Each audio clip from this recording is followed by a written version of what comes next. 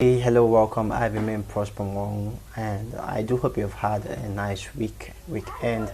For this week, we're still looking at hydrocarbons, just like we've seen in the past 3 weeks. We discussed hydrocarbons, and we started with definition of hydrocarbons as compound, organic compound that contains only hydrogen as and carbon.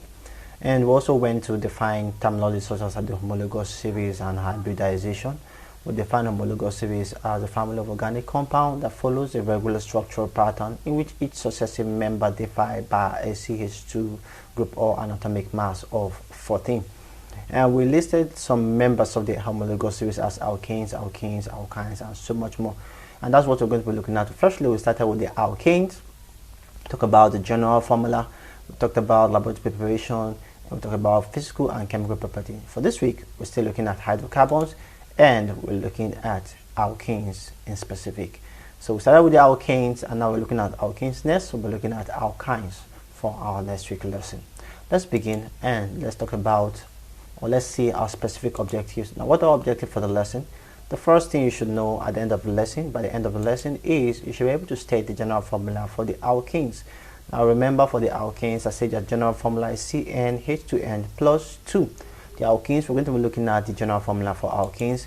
The second aspect is to describe the laboratory preparation of alkenes. For the alkenes, we saw that by reacting or heating sodium ethanoate in the presence of soda lime, which contains sodium hydroxide, you have sodium triisobicarbonate 4 and methane gas is produced. And lastly, you should be able to state the chemical properties and physical properties of alkanes. Now, for the alkanes, we discuss physical properties in terms of solubility, in terms of density, relative density to air.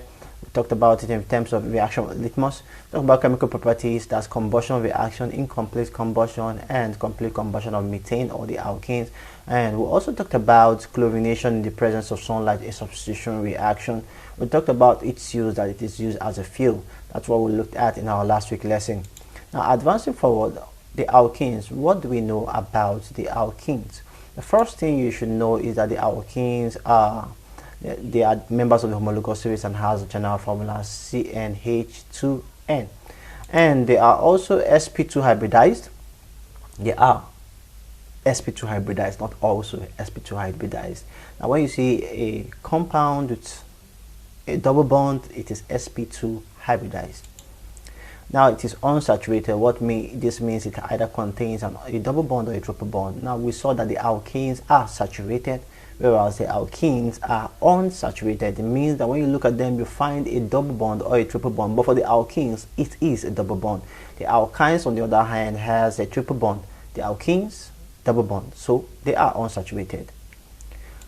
Going forward, now these are the members of the alkenes. Now, for the alkenes, we have methane as the first member of the alkane family. On the other hand, for the alkenes, it is different. Ethene is the first member. Now, this is where students tend to miss it sometimes. There are questions that ask of you to state the first member or use the first member of the alkenes.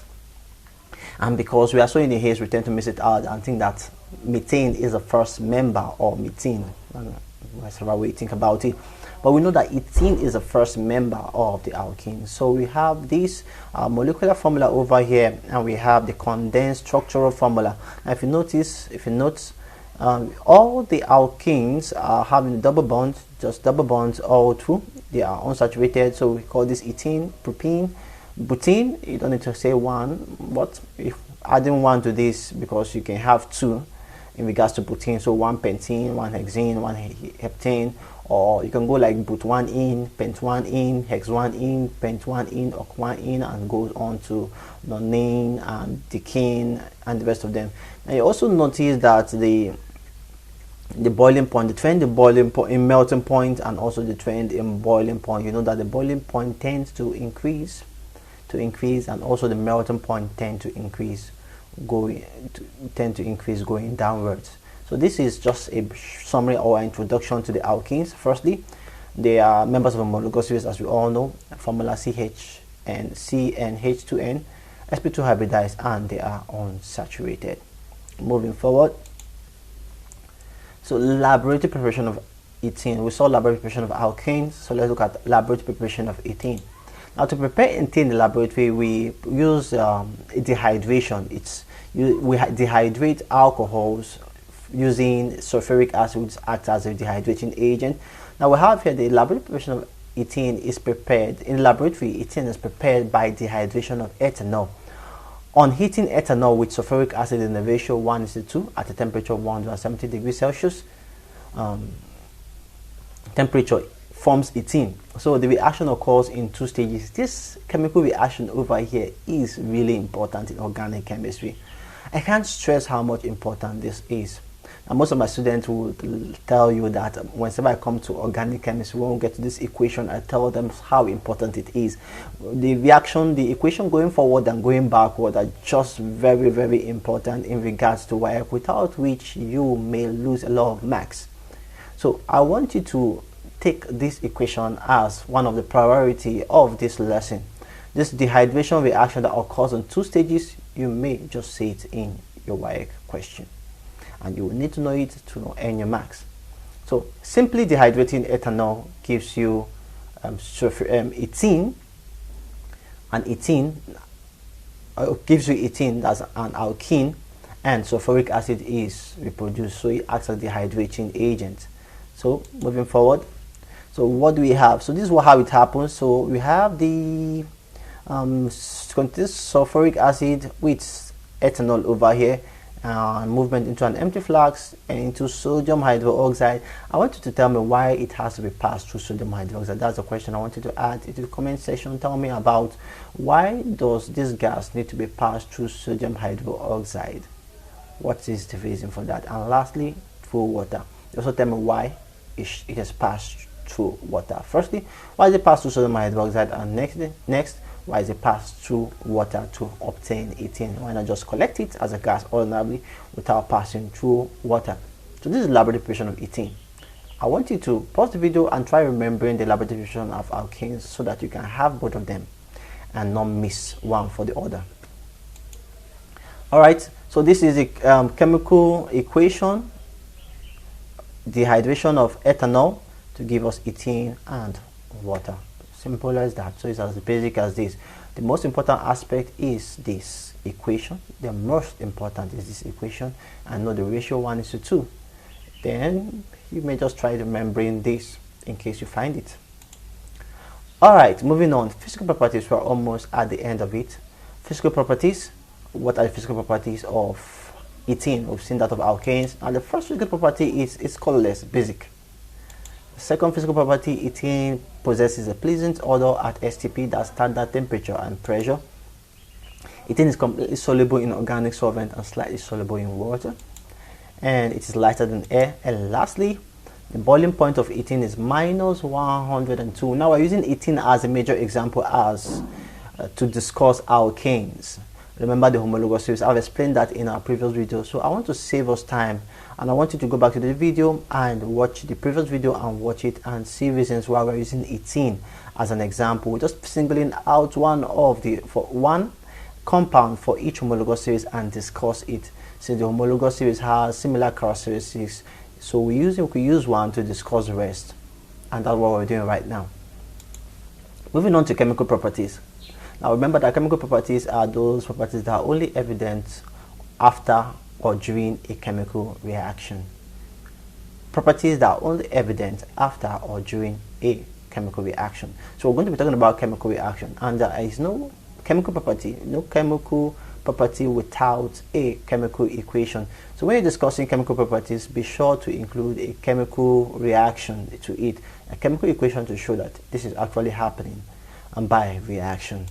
So the first aspect is combustion. We've seen combustion in regards to alkanes. The same thing happens in regards to ethane. It's just that in terms of the alkanes, it's a bit sooty because the ratio of carbon to hydrogen has increased. There is more carbon to hydrogen, and so it's a bit sooty, and they're not usually used as fuel because when they tend to combust, there is soot coming alongside with it. But as the alkanes, most hydrocarbons burn in oxygen to give us carbon dioxide and water. Of course, heat is produced, and incomplete combustion gives us carbon monoxide and on water. So addition reaction, unlike the alkanes that undergo substitution reaction, the alkenes are unsaturated and have space for more atoms to come in. So we have here a chemical reaction is said to be an addition reaction if two substances combine and form a third substance. In general, unsaturated hydrocarbons like alkenes and alkynes prefer to undergo addition reactions.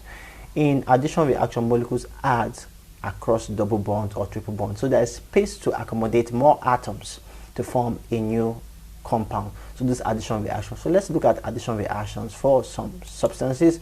The first one is addition of hydrogen to ethene. So when you add hydrogen to ethene, what do we have?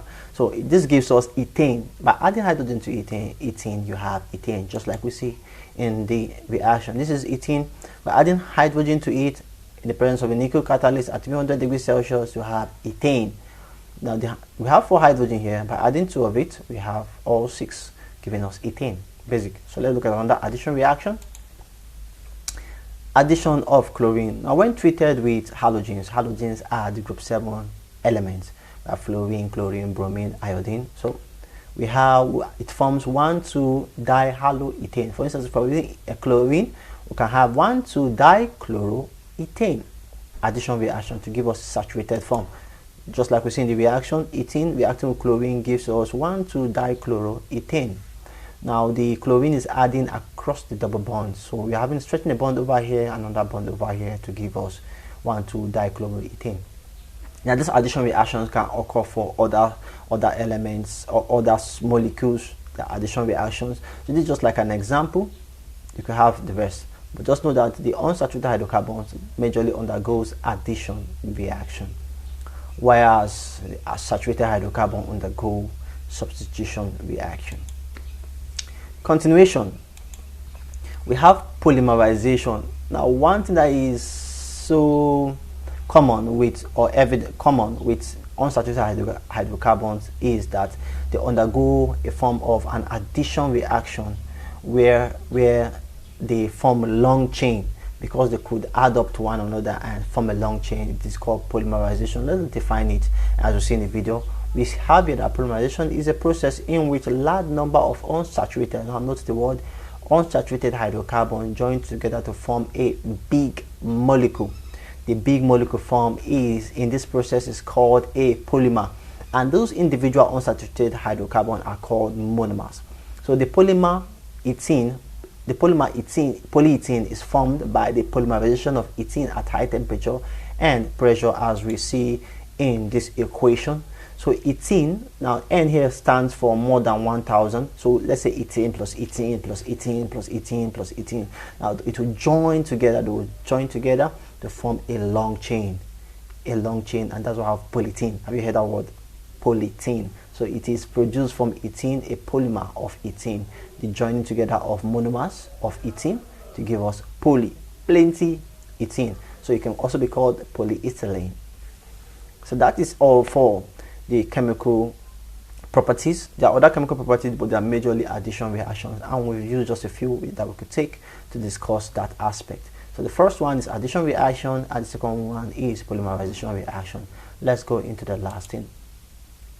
So the last thing is the uses. We saw that the alkanes are majorly used as fuel, and I told you alkanes are not used as fuel because they are sooty. When they burn with a lot of soot, although not as sooty as the alkynes. But because the carbon to hydrogen ratio has increased, which is relative to the alkanes, it is more carbon. There is more carbon. The carbon forms soot. The soot we know is carbon. So can use as fuel. Well, let's look at some uses. So to ripen green fruits. Now this is an aspect you find in JAM. To ask you which of the following substances is used to ripen fruits. What you should know we use to ripen fruits is ethene. Ethene is used to ripen fruits. Second one, an essential ingredient in the manufacture of synthetic chemicals such as ethylene glycol. The other one, you use it to manufacture other chemicals. It's as simple as that. The third aspect, to manufacture polymers like polyethylene, polyvinyl chloride. We talk about polymerization as we advance forward. We talk about polymerization as a topic. We'll look at condensation and the rest of them. So lastly, it is useful in the synthesis of important chemicals. of important chemical useful in industries. So that's just it. So these are the uses. The most important aspect I want you to take home from this, just like I told you that the alkanes, the use it as a fuel is a major aspect. For eating, the most important aspect is to ripen fruit, and secondly in the making of polymer. So these are the two things I want you to remember in regards to the use of eating. So that's all we could take for today. For me, it has been refreshing. I hope it has been the same for you too. But if you have any question, do not hesitate to come up with the Google Classroom, and remember to do your assignment and do your classwork, class activities given in the Google Classroom. And lastly, remember that our Zoom class is just majorly for questions. So when you have a Zoom class, all you need to do is to come in with your question. If there's no question, we'll call it a day, and that will be all for the Zoom class. Make sure to have a question, any aspect that you find difficult, and ensure that you come early. Make it on time. Don't come like 30 minutes into the class or 20 minutes into the class and expect that we go back in time to discuss what we've already done. So come in with your question early, in 15 minutes or less than that, depending on how many questions we have. We'll address them and be done with the class. Thank you very much for sticking this far, coming this far with me. Do have a nice day and stay safe.